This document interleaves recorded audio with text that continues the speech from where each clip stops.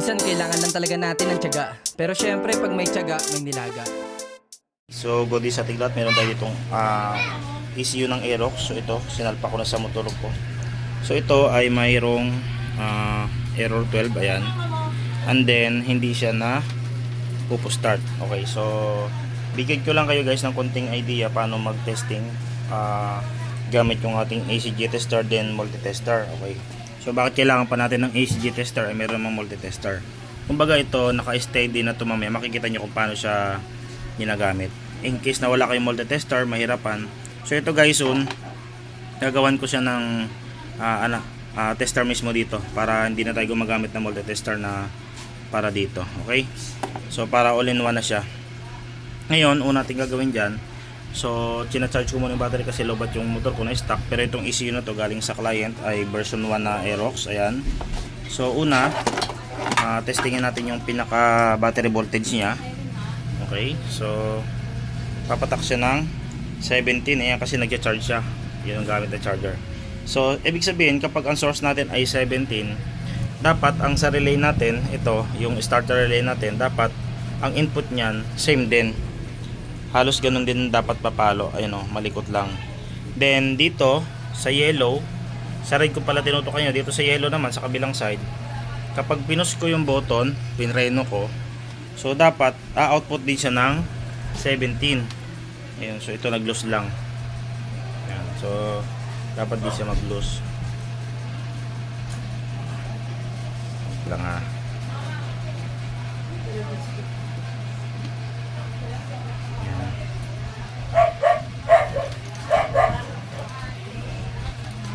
Lulus lang eh.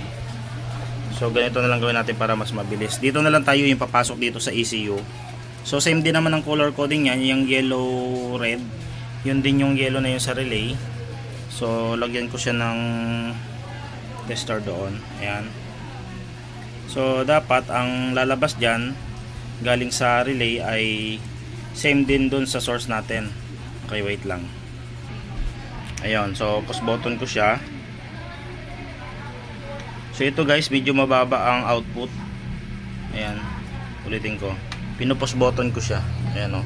So dyan pa lang, dapat maayos natin yan na kapag ganyan ang voltage na lumalabas doon galing sa relay, possible may problema din yung relay natin or naglo-lose contact. Okay, so dapat same voltage sila.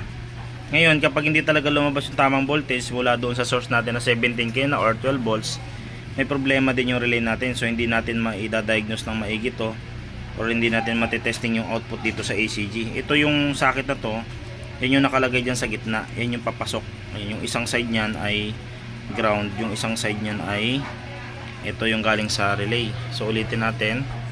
Yan, pag nakalagay ako dito makikita nyo siya 17. Ayan o. Pero dito sa relay natin may problema, hindi natin matesting ng maayos kasi may problema yung relay natin. Dapat kasi ang output nyan ay same din ng 17. Ayan o, so 11 lang. So may supply tayo sa relay. Okay, so try mo natin ng bagong relay, then testing tayo ng output kung bakit siya may error 12. So tinanggal ko yung charger. Okay, so kaya pala hindi gumagana yung relay kasi ang dami ng buhangin doon sa loob kasi may butas. Tinanggal ko muna yung mabuhangin. Ayun o, tumutukod na yung buhangin doon sa loob. Okay, so ngayon okay na siya, tinaktak ko na siya eh. Mekaniko kasi ang may-ari nito eh. Ayan, so ito yung yellow. Ayan, so ito yung input, yung red. Ayan, so pag tinester natin yan, yung red na yan, so magiging reading niya ay 1308. Ang battery voltage natin ay 1308. Okay, so ibig sabihin good yung linya ng battery papunta doon sa relay. Yun ang titesting natin ngayon, yung pinaka output papunta doon sa yung gitna ng ECU, yung color yellow stripe red, yun yun papunta sa relay. So testingin natin siya ngayon. Ayan, dahil nag-lose kanina. So pag pinindot ko yung starter at ang preno, so dapat lalabas na line, ayun din 13.06. so halos good. Ibig sabihin may pumapasok na linya na galing doon sa relay papunta dito sa input ng ECU. Ngayon lalagay ko siya. Ayan, so palatandaan nyo na good yung ating linya at good yung ating relay. Ayan, so kanina kaya nagmahina ang voltage, ibig sabihin may problema yung relay natin. Tinuktok ko lang, nilanggal ko lang yung buhangin ngayon. So nakakabit na siya ngayon. So para makita natin yung output niyan, ilalagay natin tong ating ACG tester. Tatlo siya na sabay-sabay. Ayan. Okay. So nakakabit na ngayon yung ating ACG tester. So para malaman nyo paano siya ginagamit. Okay. So off natin yung ilaw. Ayan siya. So pag pinindot ko yung start, ayan siya. Makikita nyo siya, may nag-output na, ayan, daming gumagalaw. Pero dapat ang pag-testing niyan by hall.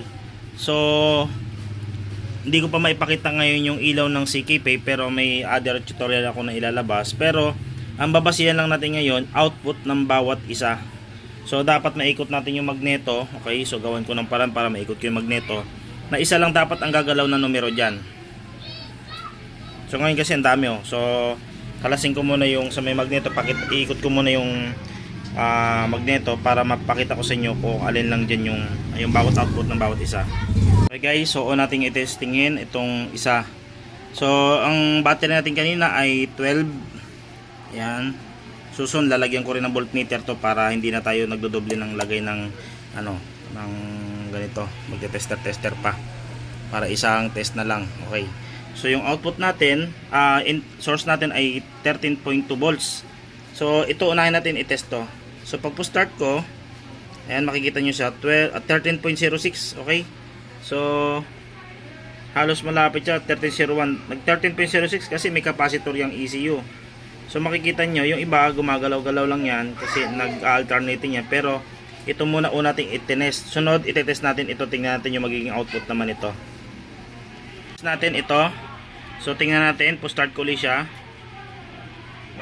Ayan o, 13.6. Yung iba nag-alternating. So ibig sabihin, good yung una, yung hall 1 natin. Yung isang linya natin doon good. Tapos yung isang linya good. Testingin naman natin yung pinaka-last. Okay? So, ikot ko ulit yung magneto. Yung last. Okay? So, testingin natin. Ayan, makikita nyo yung pinaka-last. So, 13.6. So, good lahat guys yung good lahat yung output ng ACG. Bakit siya nagkaroon ng error 12? Kasi nag-error 12 siya dahil may problema yung relay natin kanina. Hindi siya makapagbigay ng tamang voltage para mapaikot niya yung ating magneto. Once kasi na nagkaroon ng malfunction dun sa ikot ng magneto, bumagal yung ikot or nag-lock, automatic yun magbibigay ng signal yun sa ECU para mag-ilabas doon sa panel or sa diagnostic tools yung error 12. Ngayon, naayos na natin yung relay, natuktok ko kanina dahil maraming buhangin. So, good na siya. Ngayon, itong motor, na-start na to. So, pakita ko sa inyo guys, na-start na siya kasi naayos ko na rin yung relay. So, tingnan nyo guys. So, testing natin yung motor. Ayan. Okay. So, na-rate nyo pa. Start natin. Ayan o, nag-i-start siya. Okay. So, ibig sabihin, so, ang baba lang ng minor natin. Kasi kapag sobrang baba yung minor, ang mangyayari dyan, yung generating natin hindi nagka-cut off yan guys. So, abangan nyo yung mga sunod na gagawin tutorial. So, mangyayari dyan kapag hindi nag-automatic cut off, sobrang baba ng minor, marinig nyo parang umuugong pa rin yung ECG. Umiinit itong sakit na to. Iinit yan. Tapos, iinit din itong sakit na to kasi sobrang baba yung ating minor. Okay, so lumalabas na yung kuryente kasi wala tong spark plug cap guys. Ginawan ko lang para yun, nakikita natin na yun, spark plug cap yun, wala siya. Pero maabot naman kaya mandar yun. Tinesting na namin to para mapaandar lang namin. Okay, so ganoon lang guys yung konting idea na nailabas namin. Sana may natutunan kayong konting information sa pag naka-encounter kayo ng mga ganong troubleshoot ay masundan nyo yung ganitong guide. Okay, so magandang araw sa ating lahat.